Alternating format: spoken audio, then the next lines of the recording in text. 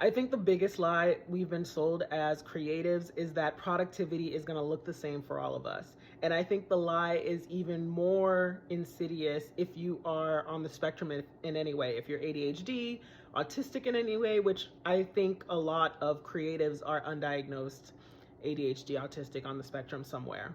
Because a lot of creatives that I work with struggle to follow neurotypical productivity tips.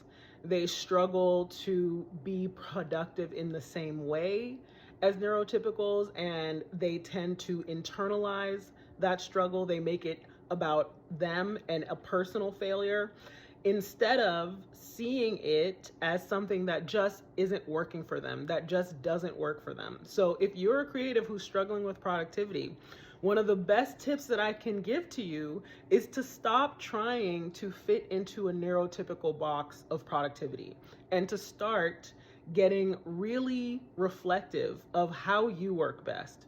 What works best for you? What times do you work best? How much work do you have the energy to produce right now? And to really notice anytime you're putting yourself down in a negative way because you're not fitting into some neurotypical box, the way that you work is the way that you work.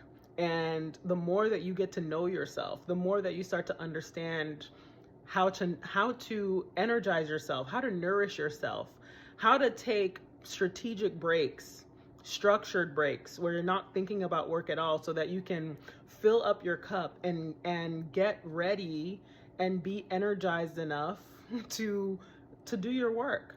So that is the biggest thing I think a lot of creatives are getting wrong, especially if they're on the spectrum, they're ADHD, is that they're trying to fit themselves into a neurotypical box, and you're not neurotypical. You just got to do what works for you.